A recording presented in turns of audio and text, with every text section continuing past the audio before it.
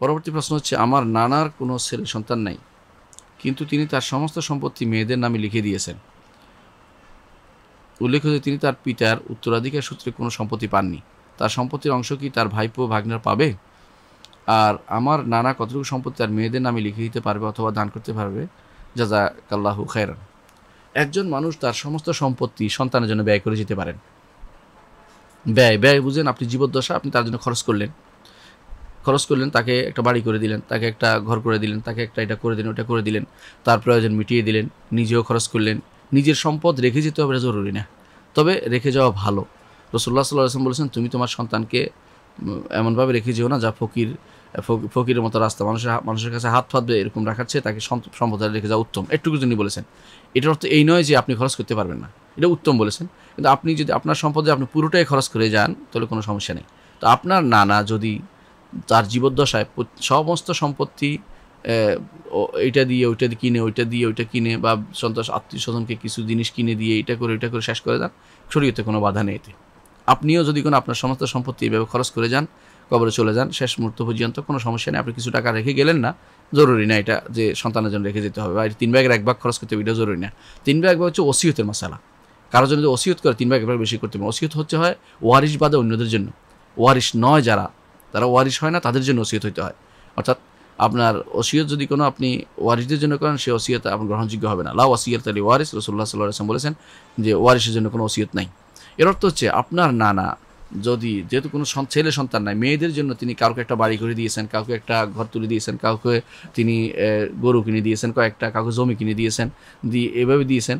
তো তিনি দিয়েছেন, এটা তো নাজায়েজের কোনো কিছুই নেই, এটা কিছু নেই। কিন্তু সমস্যা হচ্ছে তিনি তার মৃত্যুর পরে যখন মানে আপনার তার মেয়েরা যা পাবে তার বাকি অংশ পুরোটা তাকে দিয়ে দিয়েছেন, এর অর্থ হচ্ছে কাউকে বঞ্চিত করেছেন, ওইটা জায়েজ নেই।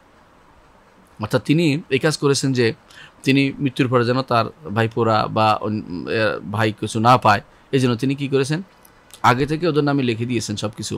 এটা নিয়তের কারণে, এবং সম্পদ যেহেতু তিনি দিয়ে দিচ্ছেন যাতে না পাওয়া, এই তার উদ্দেশ্যটার কারণে, এই কারণে তিনি গুনাহগার হবেন।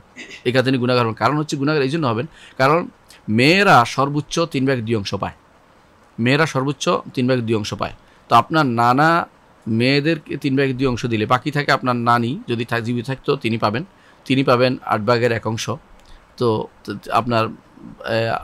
আপনার ইয়ারা মা বা খালারা তারা পাবে 3 ভাগের 2 অংশ। বাকি এক ভাগ, বা যেটা আমরা 5 বলি হিসাবে, 24 দিয়ে যেহেতু মাসালা হবে, 24 দিয়ে মাসালা হলে 3 পাবে। হ্যাঁ, 3 পাবে আপনার নানি যদি থাকে, আর না থাকলে আপনার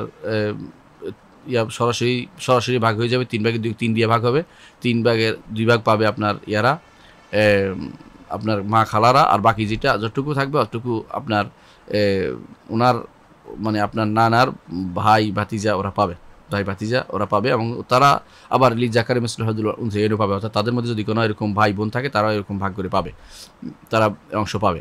এখন তিনি যেটা করেছেন যে আসলে ভালো কাজ করেনি, যে গুনার কাজ করেছেন। যদি তিনি লিখে দিয়ে থাকেন, যদি এইভাবে দেখে দিয়ে থাকেন যে বঞ্চিত করা নিয়তে, আর যদি তিনি তার দান করে দেন, এটা দেন ওইটা দিয়ে দিতে তার সম্পদ শেষ হয়ে যায় এবং কিছু না থাকে, তাহলে এটা কোনো দোষণীয় কিছু হয় না। কারণ তিনি দিয়েছেন তাদের প্রয়োজন পূরণের জন্য।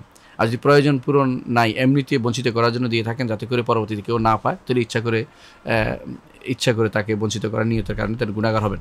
তো আপনার এই মাসআলাটা এইভাবে বুঝতে পারছেন। যদি আপনার নানি থাকে তিনি পাবেন 3, আর ইয়ারা পাবে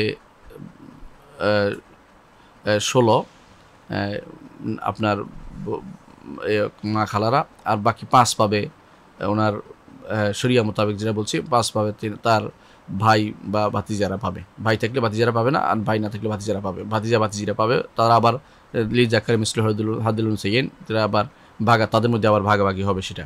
তো এইটা হচ্ছে ইসলামী শরীয়তের বিধান। কেন এটা করেছে ইসলাম? কারণ ইসলাম এই জন্য করেছে, মূলত এই বংশের সম্পদ, এটা একটা বংশের সম্পদ। যদি শুধু মেয়েদের দেওয়া হয় তাহলে বংশের রক্ষা হয় না। আসবা যেটাকে বলা হয়, তারা যে যার ক্ষমতায় এই লোকটি টিকে ছিল সারাটা জীবন, যে বংশের মধ্যে যাদের পরিচয়, এদেরকে কিছু না দিয়ে পুরোটাই তিনি বাইরে দিয়ে দিচ্ছেন। এর অর্থ হচ্ছে তিনি তাদের সাথে বেওফা, তাদের সাথে একটা মানে এক ধরনের তিনি তাদের তাদের সাথে বিরোধী মানে বিরোধী চুক্তি বিরোধী কাজ করেছেন, এক ধরনের গাদার বলা এটাকে, মানে এক ধরনের গাদ্দারি কাজ করেছে, এটা ঠিক হয় না। এই জন্য যে কোনোভাবে হয়তো তার ভাইরা দেখেনি বা দেখেনি, এটা দেখা জরুরি নয়, দেখা ভালো তাদের জন্য ছিল, কিন্তু তারা না দেখলেও এই সম্পদ যেহেতু শরিয়া মোতাবেক ভাগ হবে সেহেতু তার উচিত হয়নি সমস্ত সম্পত্তি মেয়েদের নামে লিখে দেয়া, তাদের বঞ্চিত করার জন্য, ভাই ভাতিজাকে বঞ্চিত করার জন্য তার কাজটা উচিত হয়নি। তার যেটা করতে পারতেন তিনি, এটা আমরা আগেও বলেছি, যেটা হচ্ছে যে তিনি তার প্রয়োজন অনুসারে মেয়েদেরকে যার যেটা দরকার সেটা করে দিবেন, নিজেও খাবেন ভালো করে, নিজে চলাফেরা করবেন, ভালো হজ করবেন, মসজিদে দান করবেন, কোনো যা দাতব্য প্রতিষ্ঠান দান করবেন, যাতে করে তার পয়সা কম থাকে, তিনি আখেরাতে আল্লাহ ভালো জিনিস পেয়ে যেতে পারেন এবং অন্যদেরকেও উপকার করতে পারেন। অনুরূপভাবে তিনি ইচ্ছা করলে ওই সময় ভাতিজাদেরকেও দিতে পারেন, এটাও নিষেধ নাই, কিন্তু যদি তিনি বঞ্চিত করার নিয়তে করে থাকেন তাহলে তিনি গুনাহগার হবেন।